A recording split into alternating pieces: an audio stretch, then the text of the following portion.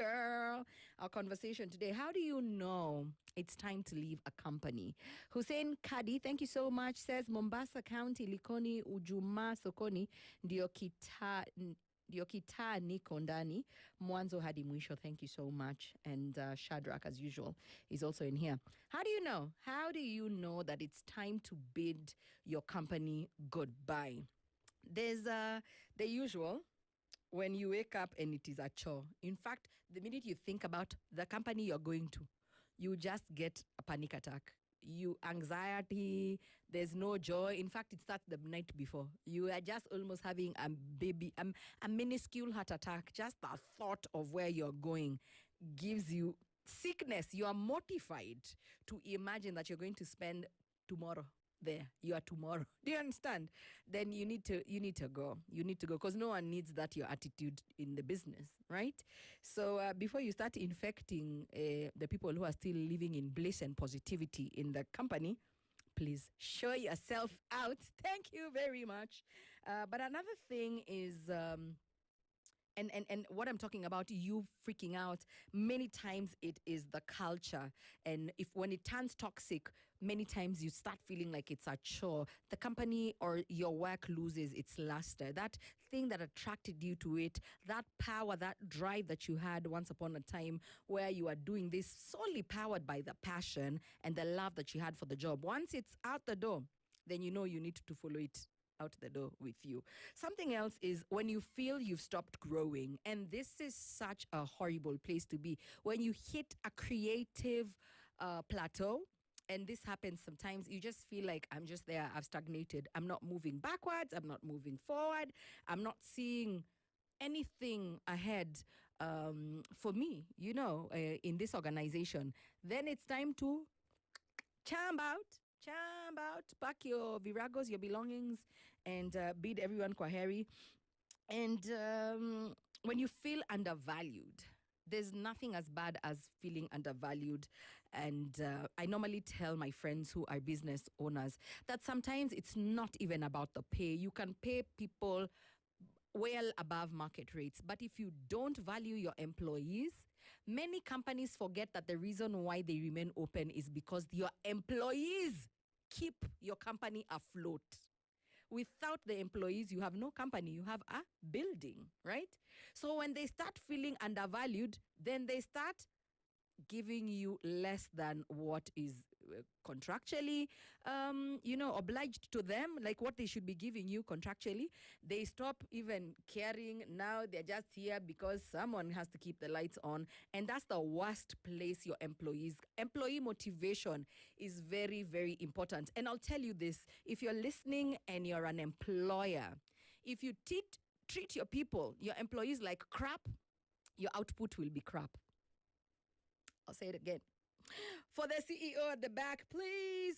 If you treat your employees like crap, then the output they give you will forever be crap.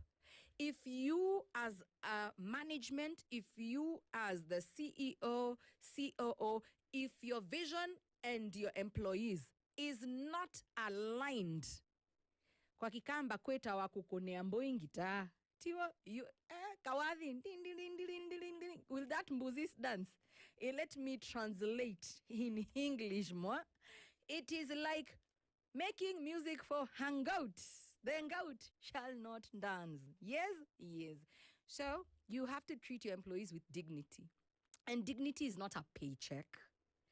Dude, every time you have a meeting with your staff, it is laced with undercurrents of threats, or bluntly, you're just not threatening people.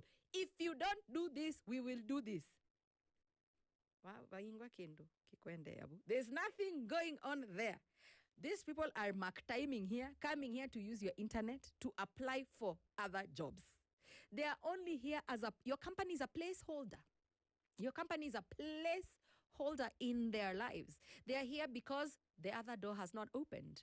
But the minute another employer looks their way and blinks twice, like a hot potato, you'll be dropped. I kid you not. So you have to treat your employees right. When you feel undervalued as an employee, it's time for you to leave. Another thing is if you are underpaid. what you give, your output, versus what comes to the nini at the end of the day. Ai, mwa, hazimatch. Hizi viatu ziko nini. One is nini, slippers. The other one is a butter shoe, a leather shoe. You know. So they have to be equal. They have to be equal. Of course, no one is ever going to pay you your worth in shillings or in dollars, but you need to get like well compensated, right? So try and go and scour as an employer, find out what the market rate is, and pay, and follow suit. Pay your people market value.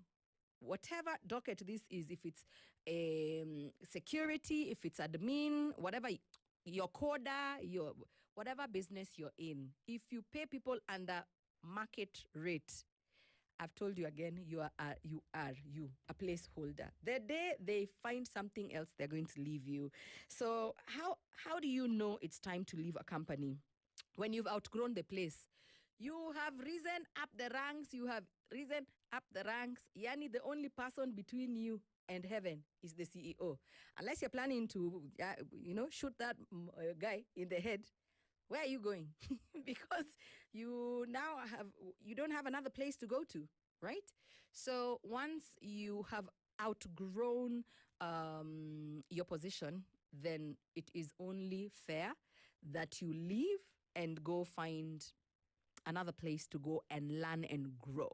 I keep telling people, if you're not learning, you're not growing. There's nothing that your company is doing for you as well, right? You're giving services, but you're learning and you're growing as well. When the growth stops, after the growth spurt, Odi, you go. Wakama nasema you go. Yes, you go out the door. So another thing I said, you can't see a future here. Yani, when you look at this company and its trajectory and where it's heading, you are seeing darkness. It is time for you to go. And when your values don't align anymore with the company's values and the vision, like you guys are always at loggerheads. Maybe this company stands for this and you don't. You're always going to have this internal battle. Am I doing the right thing? I have to sacrifice my own personal views and values to keep my job. At some point, it's too much. It's too much. Oh, so you? Vamos. But all in all, when your job feels like a chore, I know a job is not a hobby, but let me tell you something. I love it when I step through that door every single day. I check my problems out the door and I come here, and man, do I enjoy sitting on this chair and entertaining you. Even when I'm prepping for tomorrow's show, that's the part of my life that I look forward to every day. The day I wake up and I'm like, nani ndio na prepare hiyo show ya kesho, I'll just go to my boss. I'll be like, Miss Jacinta, thoughts and prayers.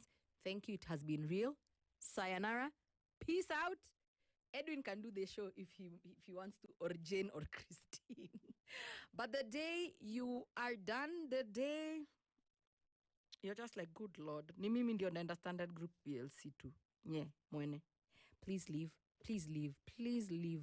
Because there's so many people out there who are looking for opportunities, and they'll come and fill up your spot and, probably appreciate it more than you do. So it's good for you to have a personal conversation, have these personal reflections.